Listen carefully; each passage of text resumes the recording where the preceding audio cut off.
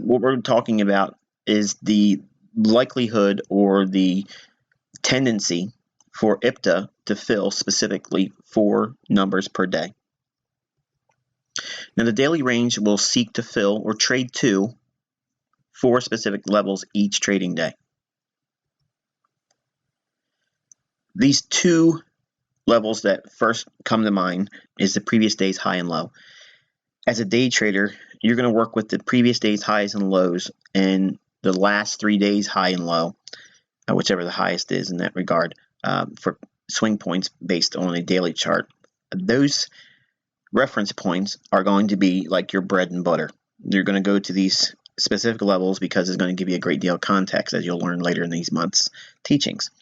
But the previous day's high and low, we always look for one of those levels to be traded to.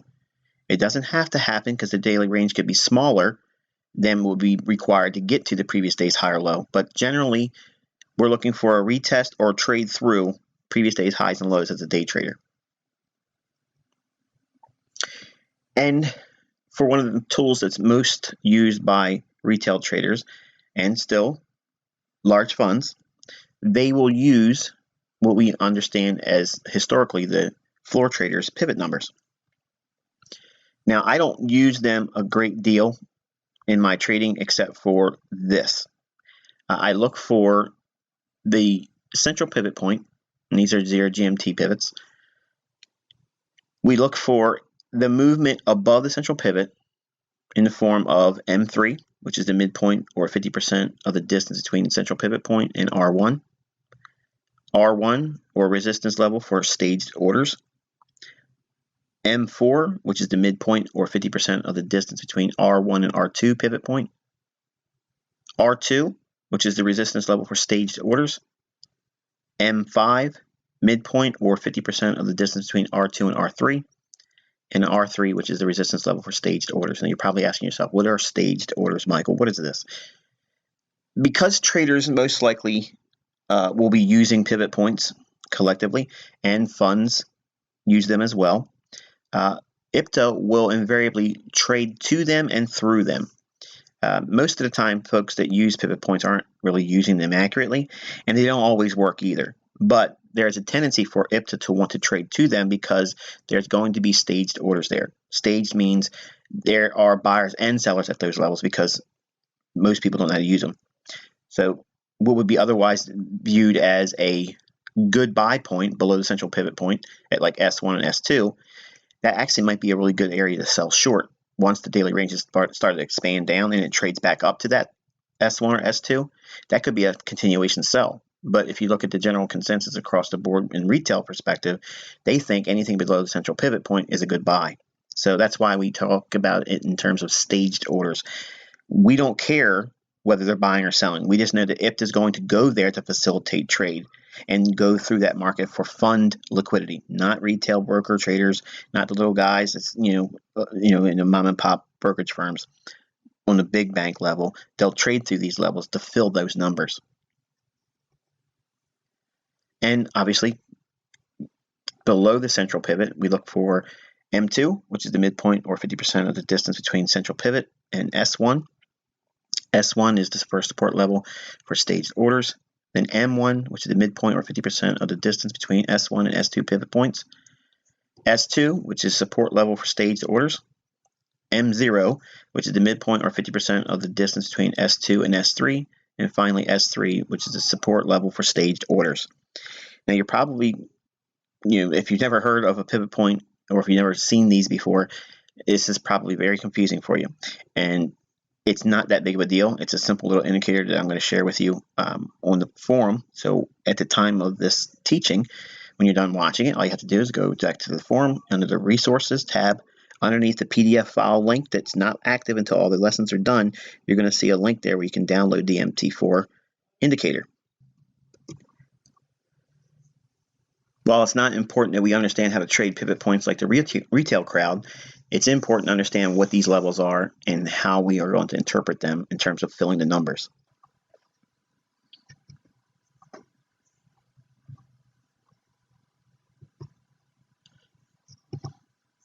Using the order flow direction, and PD array matrix for specific bias, we can use these numbers to help determine what numbers will be filling for that particular day.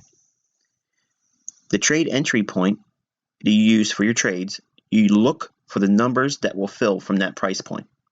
If you're going long, from your long entry, you look above your entry point for the sequential 4 levels above. If you're selling short, you look below your entry point for the sequential 4 levels below.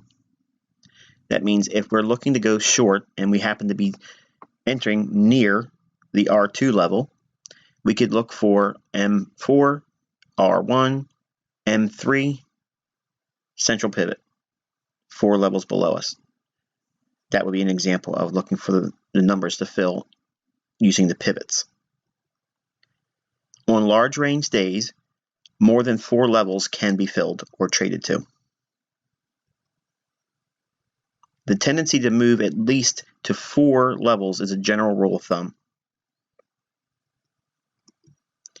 Ideally, majority of your trade position will be taken off after 4 levels are filled. Always leave a portion on for the potential for a large range day if time permits it. So if we're looking at a position we're long in intraday, say we've gone long from London and we've already seen 4 pivots traded to on the upside, the bulk of your position, I'd say about 75 to 80% of your trade, should have been taken off in terms of profit, and leave a small portion, 25 to 30%, remaining to see if you get a much larger range day, because New York could see a much wilder condition where it continues and you may have already seen 4 levels traded to just inside of the London session.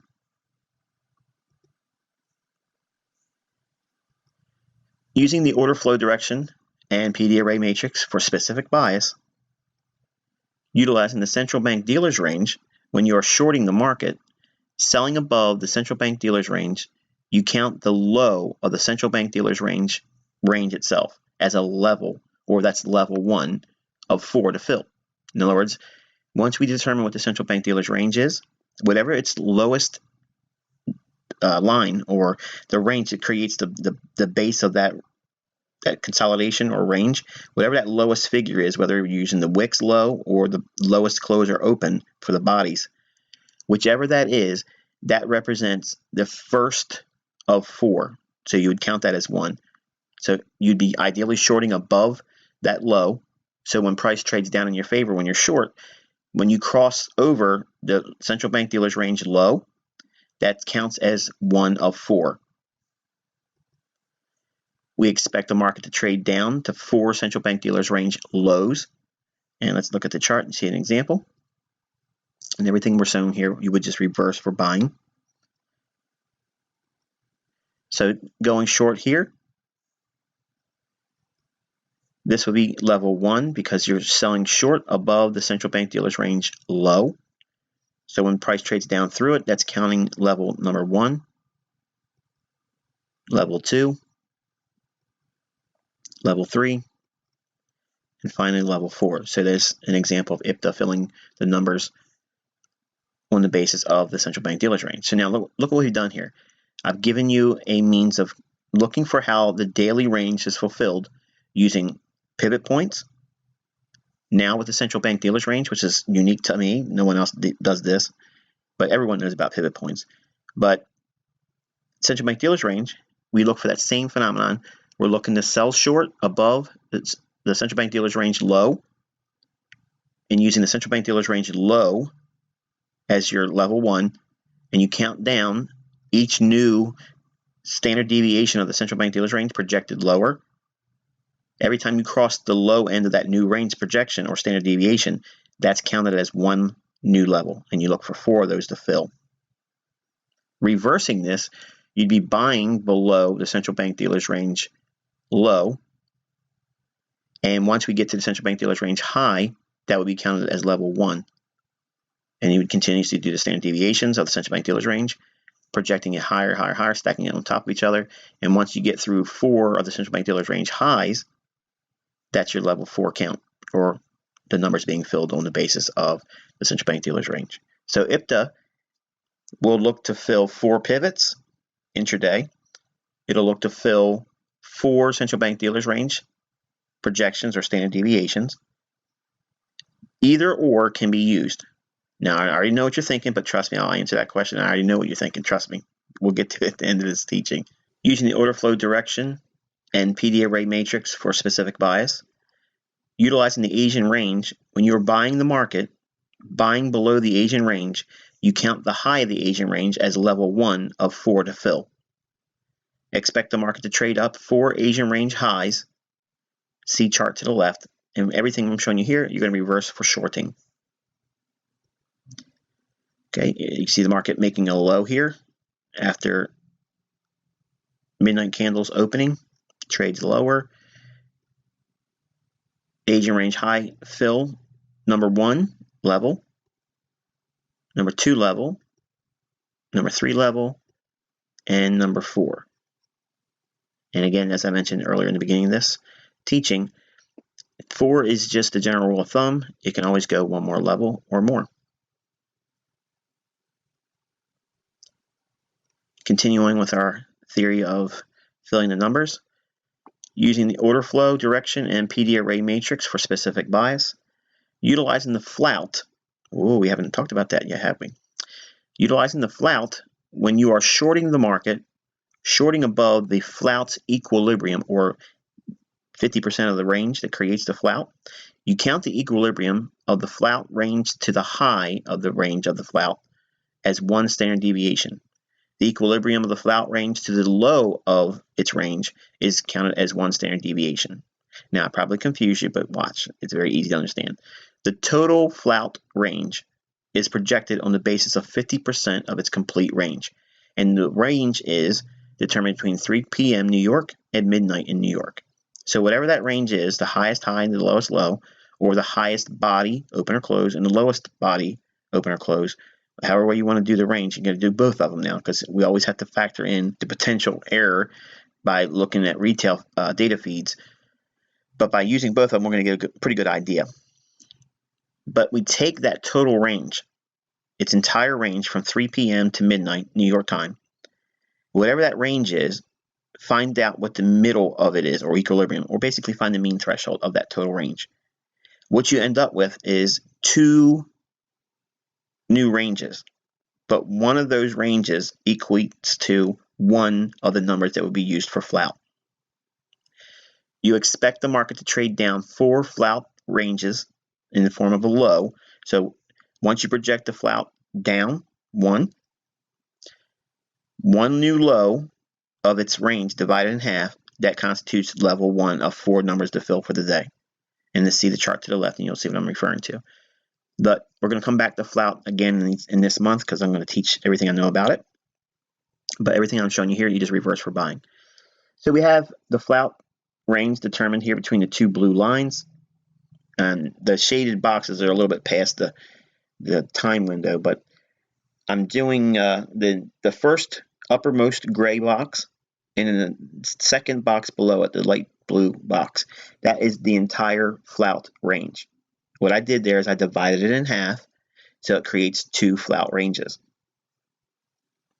Price needs to be selling short. If you're going to be bearish, you have to sell short above the equilibrium of the flout's total range, or in the uppermost portion of that flout range, or the gray box here, as it indicated with an arrow. Price trades down to level 1, which is the new flout range low, or basically the lower half of the total flout range. That's level 1. If we were bullish and we were buying below the equilibrium of the total flout range between 3 p.m. and 12 a.m. New York, we would be buying below equilibrium and using the high of the flout range as level 1, or the first of 4 numbers to fill for the day. And you just keep projecting half of the flout's total range as a new number to fill. Okay, so you're not projecting the entire flout range. You're actually projecting and doing standard deviations of 50% of the range between 3 p.m. and midnight New York time. You can see the respective level 2, or second number to fill, which is the third flout range, low.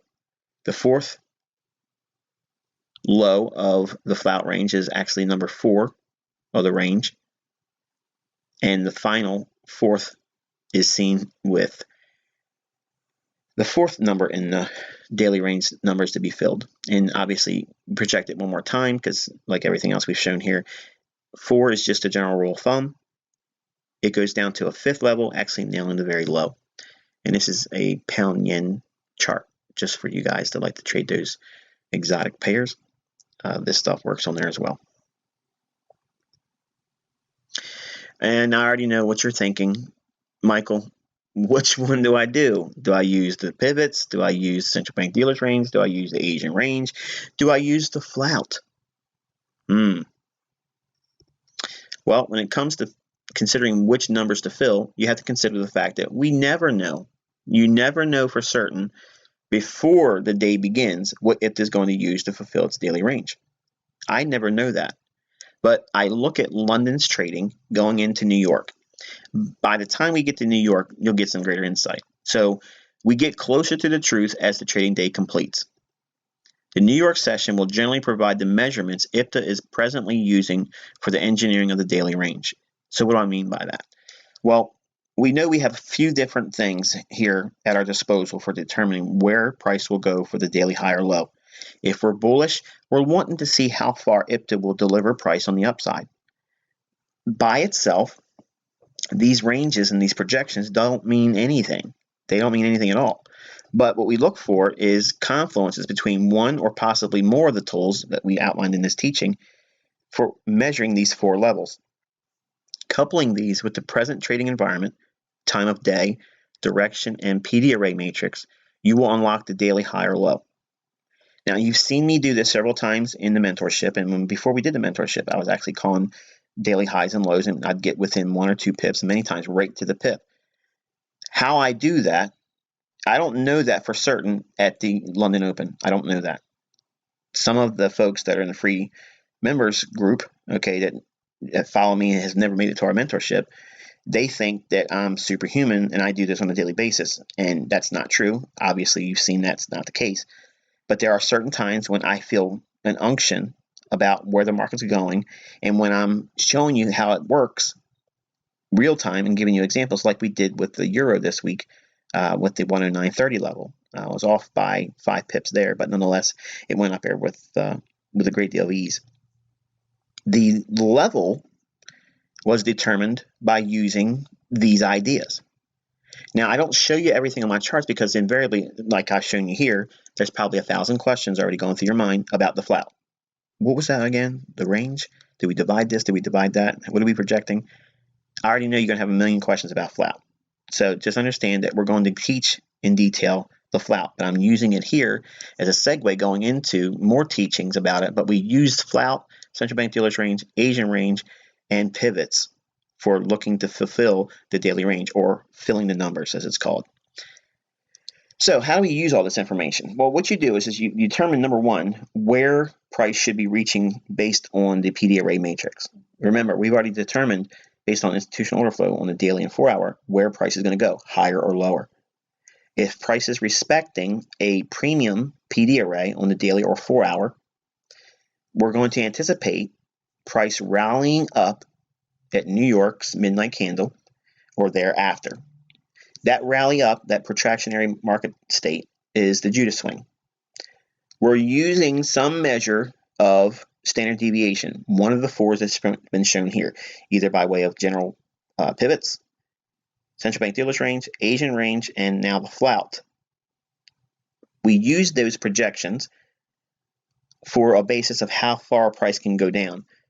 Now, we don't know how fast price is going to be delivered across the daily range. In other words, London can be 80% of the daily range, and then the rest of the day this goes quiet. It's been done before.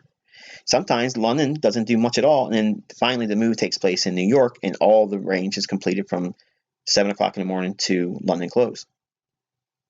We don't ever know that for certain. What we do is we project these measurements across all 4 of them. We go through them. This is the work you do throughout the day. You don't look at your chart blindly. I'm doing measurements. I'm looking at things. I'm having Cody going back and forth between different charts because I want to see what the measurements are that overlap and converge with In this case, if we're looking to go short, I'm looking for some measurement of a discount PD array on the daily or 4-hour that would line up with time of day and the standard deviations that I would use respectively with either the central bank dealers range, flout, or Asian range, and or 4 levels on the pivot points. Eventually, throughout the morning, you're going to come to a conclusion where you can narrow down exactly where price is most likely going to go. The worst case scenario is going to be that you're going to see it go further than you thought.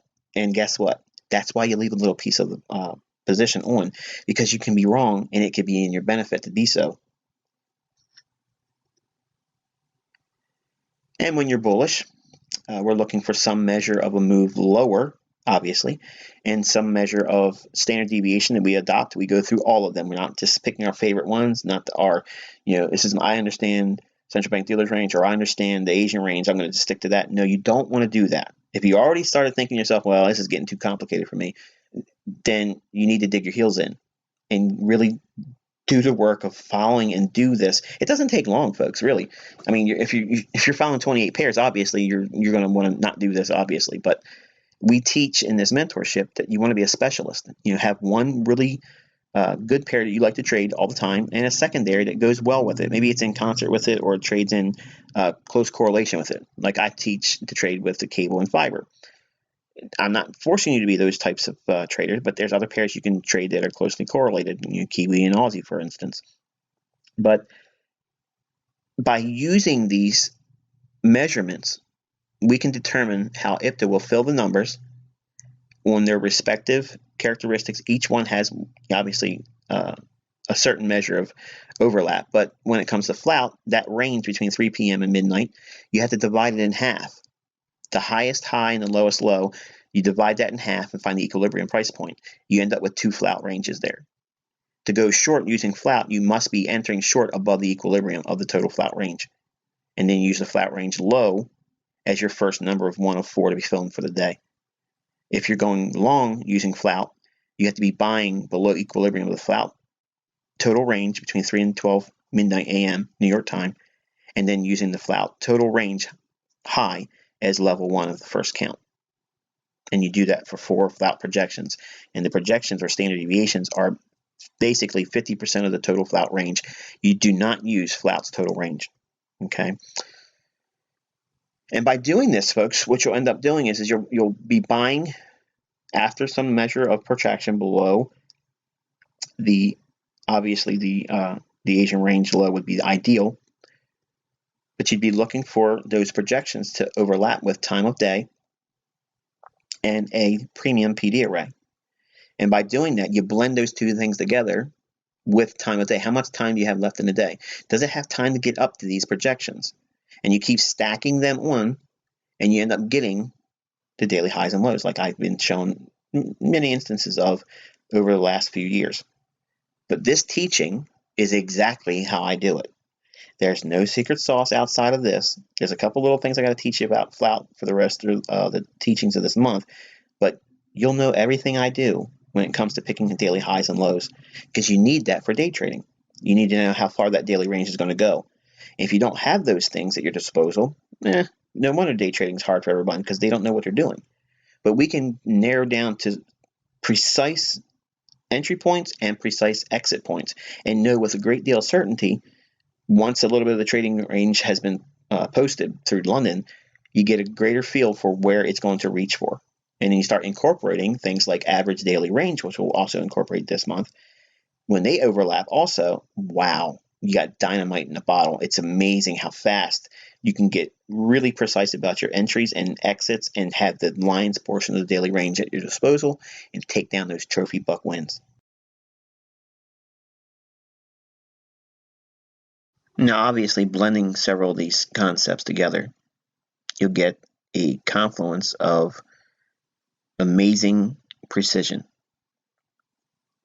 This week, we mentioned how the low was most likely forming on Thursday's New York Open.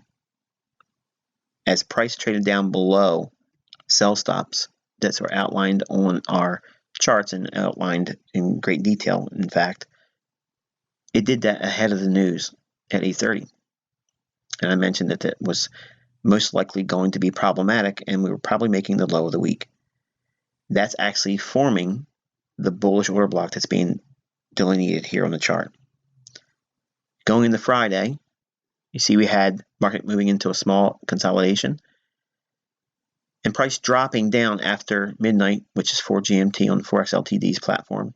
By looking at price like this, you see it trade back down below the Asian range. Now notice it didn't go below the Asian range much at all.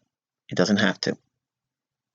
Trading to the Asian range low and a discount PD array, bullish order block.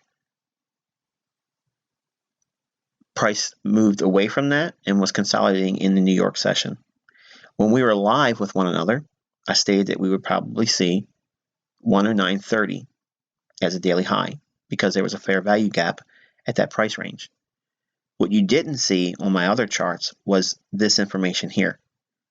We had M5 calling for 109.33, and I teach that we want to get out ahead of that. And what's the nearest round number before that? 109.30. It traded to ultimately 109.35. The likelihood of you finding this information across the internet or going into other people's work using pivot points, maybe once in a while you'll get something that overlaps and they'll do all kinds of, Fibonacci this and Fibonacci that, and you might get once in a while you get a good trade. The pivots are no magic number. We use them for how far the range will expand. I don't use them so much for entries, but I do use them in the context that's been shown here. When I'm looking for the numbers to fill, I'm looking for 4 of them. 4 levels, either by central bank dealers range, standard deviations, Asian range standard deviations, flout, 50% of that range divided, in half. Each one of that makes a new flout range standard deviation. I look for 4 of those, or I look for 4 pivots. Again, as I stated at the beginning of this mentorship, it's going to require you to be thinking with the stuff that's being taught at the end. We're in the meat of it now. So you have to put some work behind it. You just can't simply put these things on your chart and they just speak to you. There's no download that takes place just because it's on your chart. You have to think, and you have to do a little bit of work and do measurements throughout the day. It's not easy. It requires some work and effort. But when you put the effort in, you get amazing blue ribbon results. And that's what you're looking for. You signed on with this mentorship to see how I do these things. You see me doing them, and now you're seeing how I get to that information. But here's the main thing. If the markets do not move and have volatility, you cannot get precision because there has to be displacement. Look at that nice move we saw in the New York session. It exploded up like that. That's what we need. When price gives us that, then I'll show you this mojo. And until next time, I wish you good luck and good trading.